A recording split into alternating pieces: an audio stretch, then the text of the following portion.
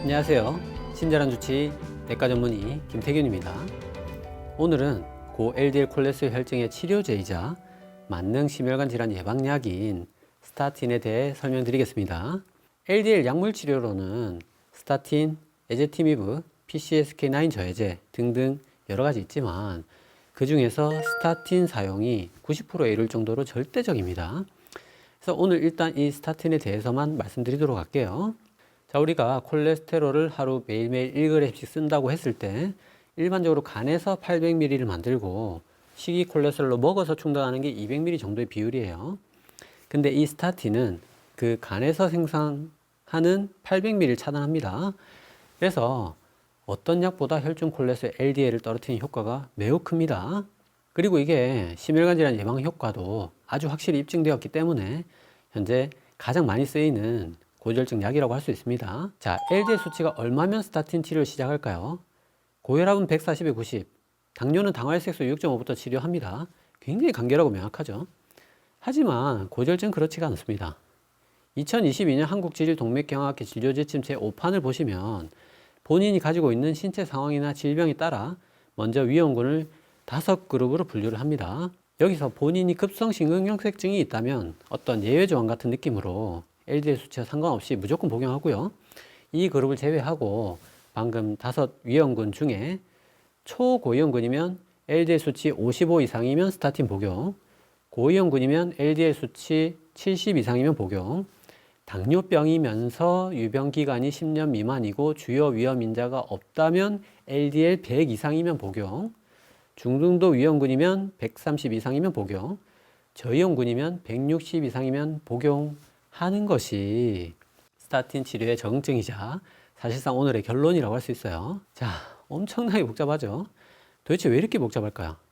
이것을 설명하기 위해서는 스타틴이 사실은 LDL 수치가 아닌 다른 수치를 기준으로 치료한다는 개념을 먼저 아셔야 됩니다. 자, 왜 그런가? 그 이유가 우선 고지혈증 치료의 LDL 수치 하한선이 아직 명확히 밝혀져 있지 않습니다. 자, 우리가 혈압이 140에 90인 사람이 혈압약을 먹으면 이득이겠지만 90에 60인 사람이 혈압약을 먹으면 오히려 해롭겠죠. 즉 고혈압은 치료의 하한선이라는 것이 있습니다. 당뇨도 저혈당이라는 하한선이 있죠.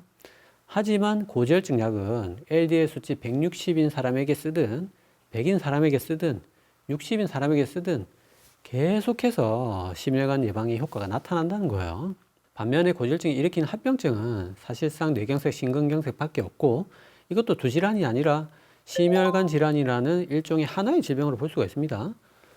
그래서 고지혈증은 약도 사실상 스타틴 한 가지고 LDL은 치료 기준으로 삼기에는 하한선이 없어서 곤란하고 오히려 합병증은 또 한 가지라서 이 스타틴을 LDL이 아닌 심혈관 합병증이라는 수치를 기준으로 치료한다는 것이 다른 질병과 차이점이라고 할 수 있습니다.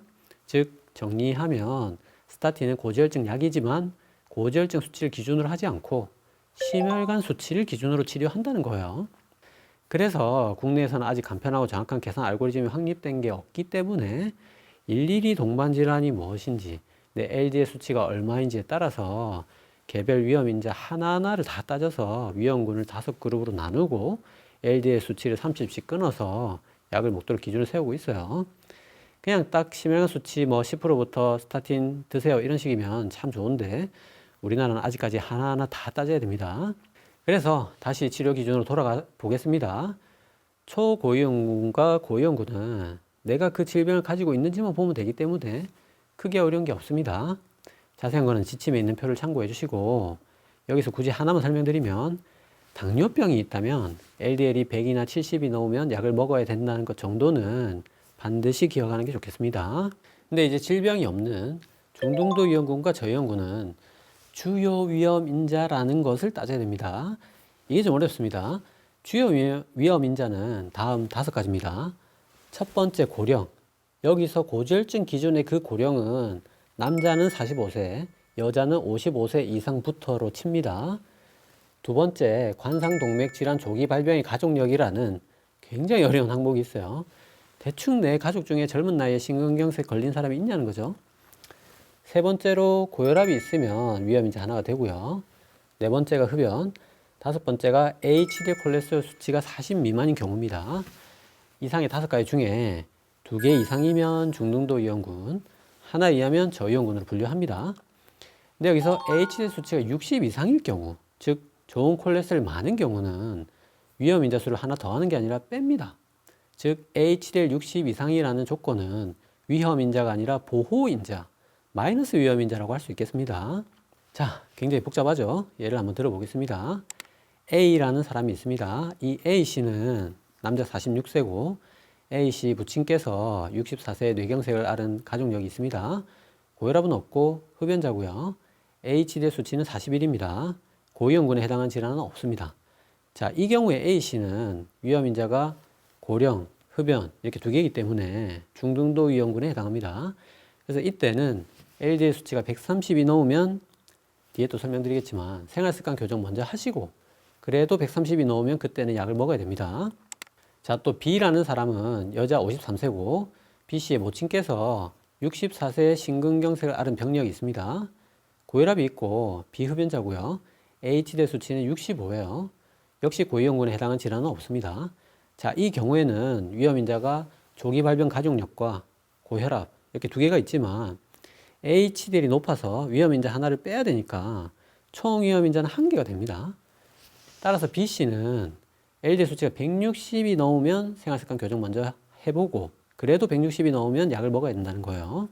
자, 이렇게 복잡하니까 환자분들도 이해하기가 힘들고 의사분들도 설명하기 참 난감합니다.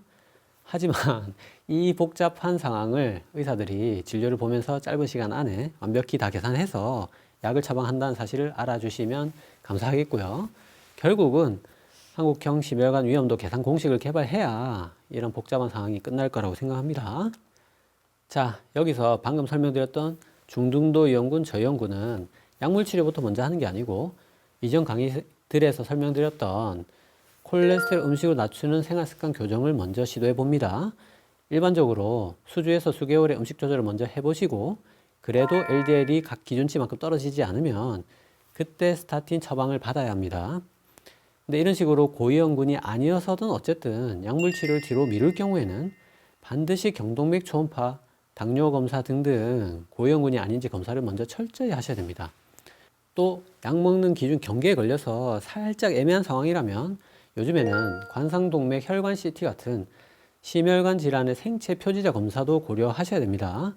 그런 검사들에서 정말 이상이 없고 나이도 젊다면 주치의와 상의해서 생활습관 교정을 먼저 시도해 볼 수 있고 그때도 안 떨어지면 스타틴을 먹는 것이 맞습니다. 왜냐하면 스타틴도 나름대로 부작용이 있을 수 있고 거기다 고지혈증은 고혈압 당뇨병보다 더 생활습관만으로 수치 조절하는 게 어려워서 약을 평생 먹을 가능성이 다른 병보다 더 크기 때문입니다. 그렇다면 방금 그 스타틴의 부작용은 무엇이 있을까요?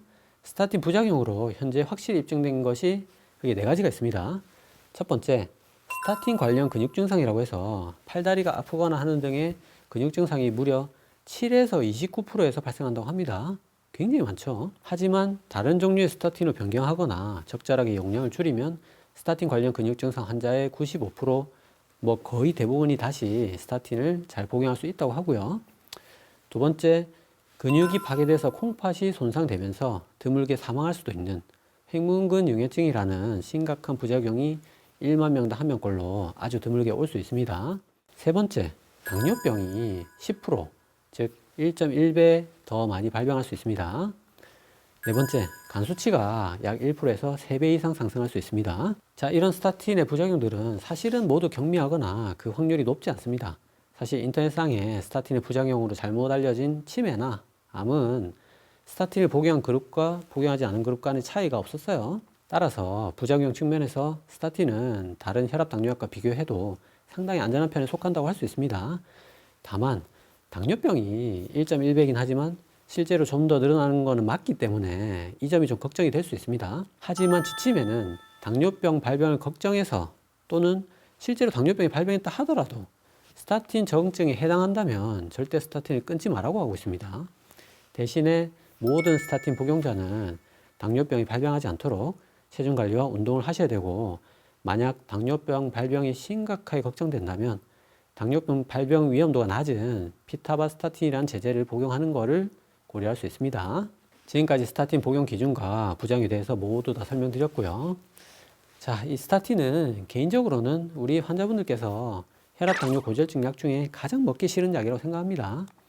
방금 설명드렸던 이런 부작용도 걱정이 될 수 있겠지만 또 한편으로는 혈압, 당뇨는 내가 잴 수 있어요. 내가 집에서 얼마인지 재고 내가 지금 위험하다, 안 위험하다를 환자가 굉장히 피부로 느낄 수가 있는데 고지혈증은 병원에서 피검사를 해가지고 그것도 굉장히 복잡한 기준을 가지고 먹기 때문에 내가 와닿지가 않습니다. 그래서 진짜 먹어야 되는 건지 의문이 들기도 하는데 사실은 혈압, 당뇨, 고지혈증 모든 약 중에 스타틴이 심혈관 질환만 봤을 때는 가장 예방 효과가 뛰어난 약이 맞습니다.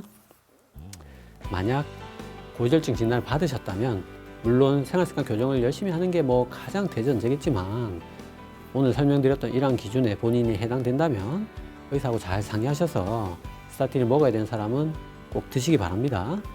지금까지 친절한 주치 내과 전문의 김태균이었습니다.